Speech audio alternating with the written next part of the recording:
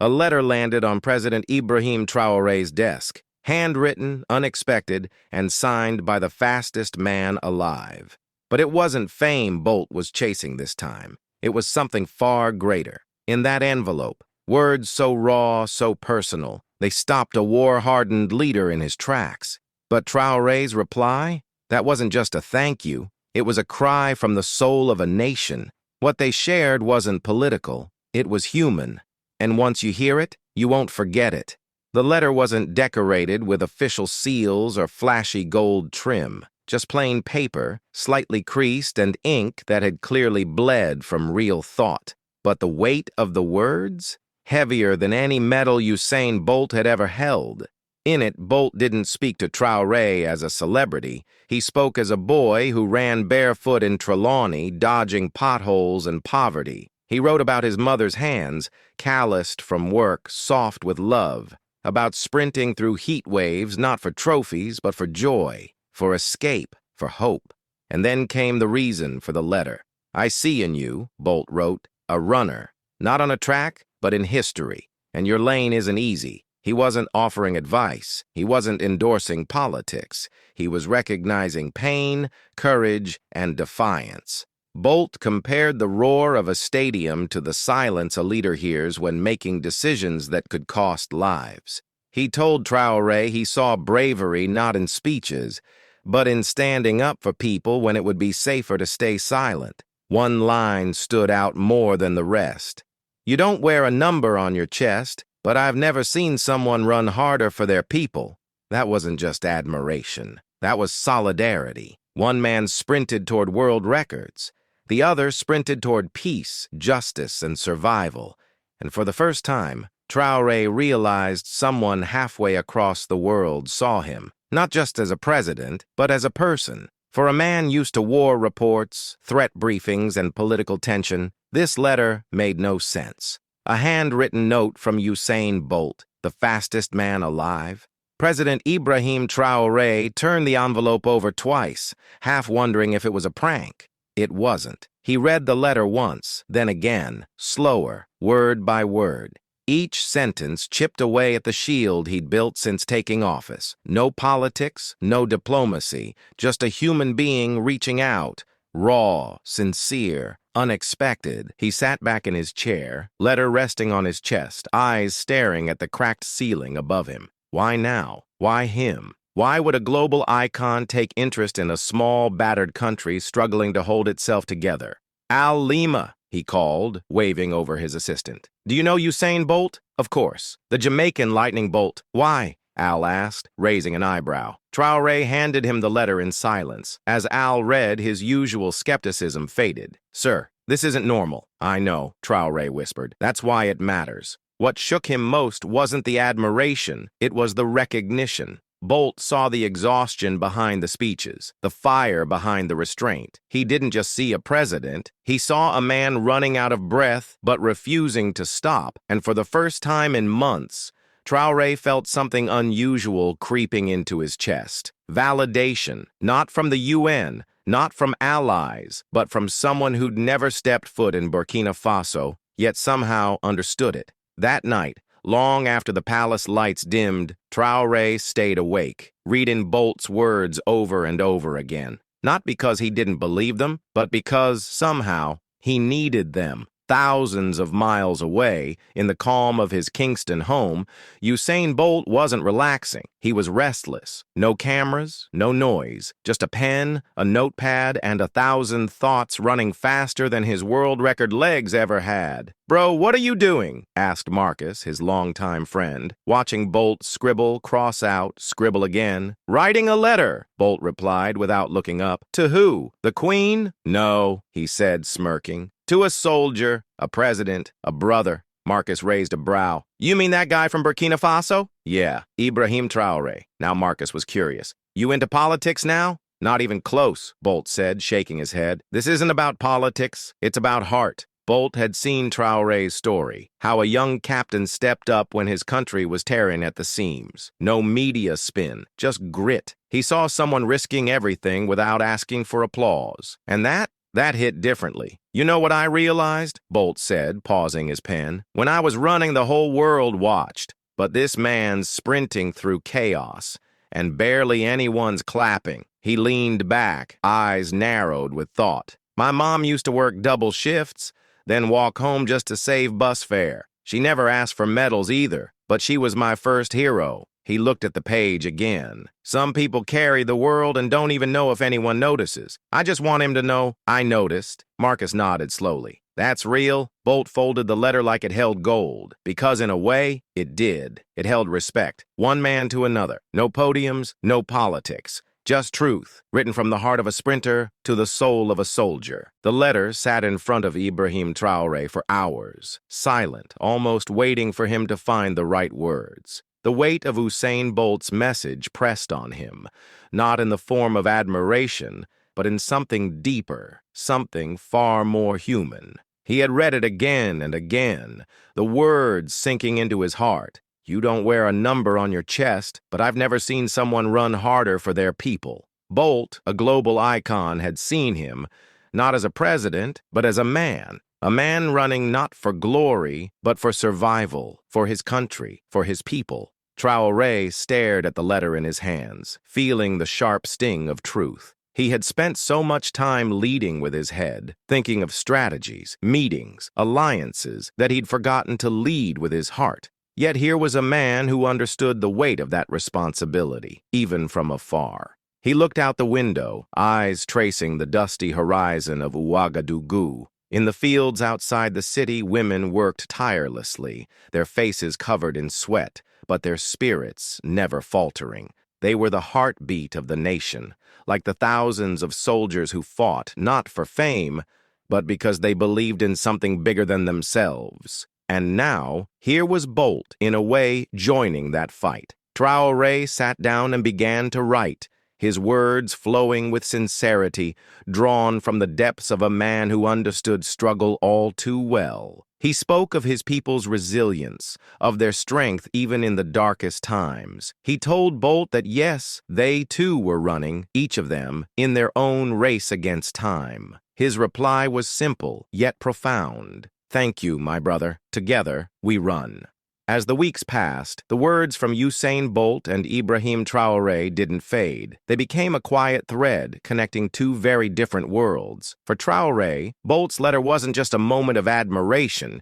It was a reminder that the struggles of his people weren't invisible, and that reminder was enough to reignite something in him, something powerful. He began to reflect more on what it meant to be a leader, not just of a country, but of hearts. He looked at his people differently. The farmers in the fields, the children in the schools, the soldiers on the front lines, each of them was running their own race, each step heavy with purpose. Bolt had seen that, and he had recognized it. On the other side of the world, Bolt found himself checking his inbox more often, eager for a reply. When it came, it wasn't just the words that mattered. It was the understanding between them. A man on a track, a man in a war-torn country. But both were runners. Both were fighters. Every time Bolt read Traoré's response, it deepened his resolve. It wasn't about charity or grand gestures.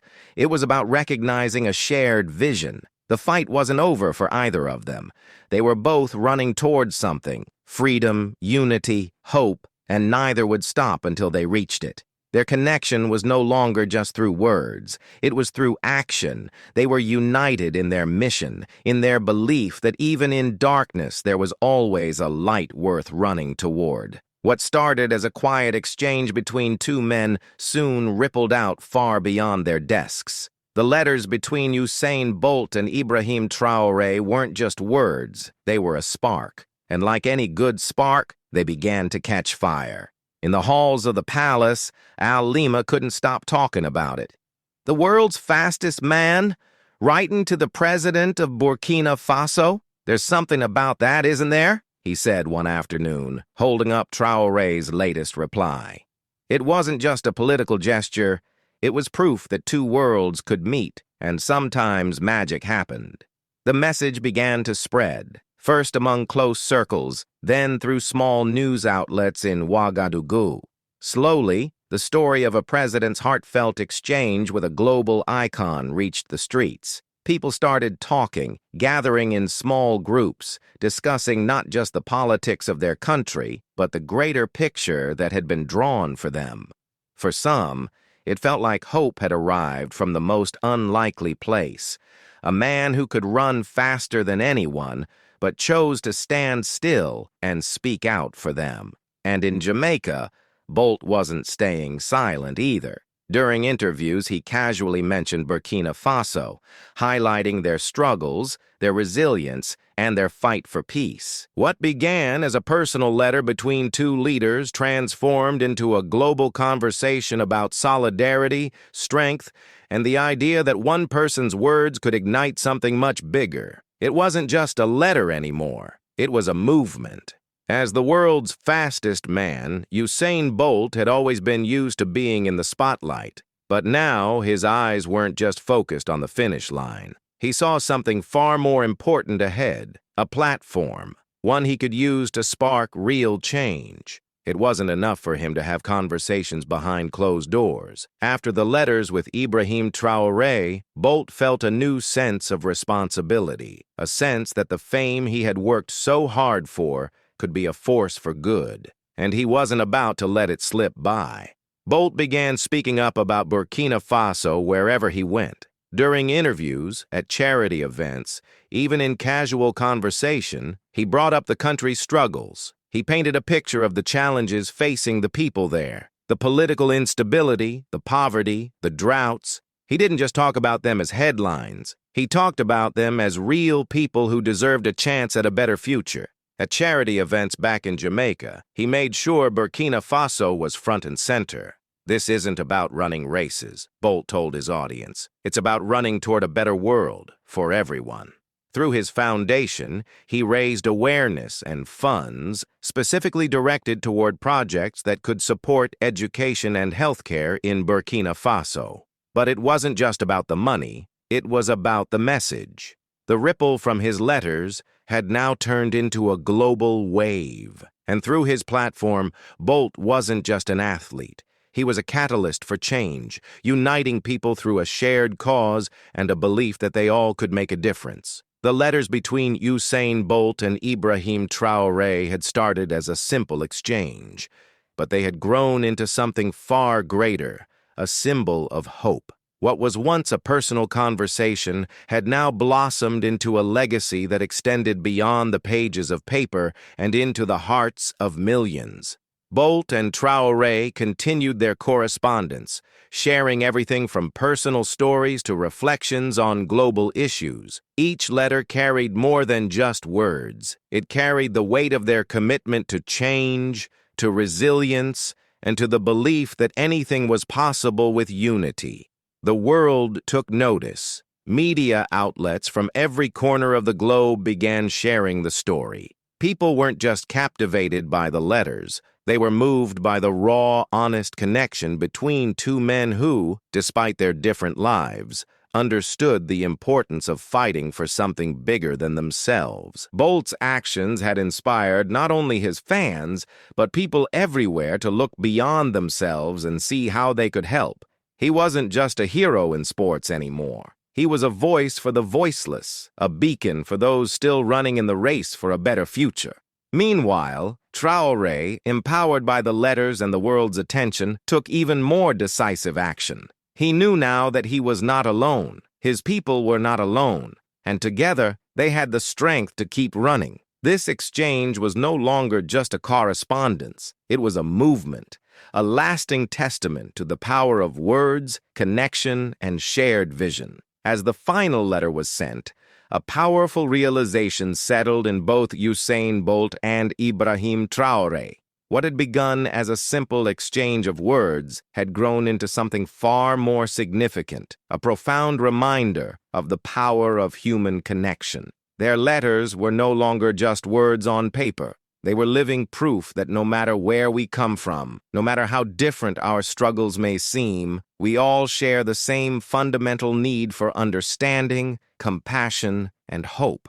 Through their correspondence, they had built a bridge that transcended borders, politics, and distance. Bolt, once just an icon on the track, now understood that his true race was the one for positive change, one that reached beyond gold medals and records. And for Traoré, the letters were a lifeline, a reminder that even in the darkest times he wasn't alone. The world was watching, and the world cared. The legacy they had created was more than just an inspiring story. It was a call to action for all of us. In a divided world, the most important thing we can do is connect. Through words, through actions, through empathy. That's where real change begins. As their correspondence came to an end, it became clear. True greatness isn't measured by the titles we hold or the accolades we receive. It's about the lives we touch, the connections we build, and the impact we leave on the world.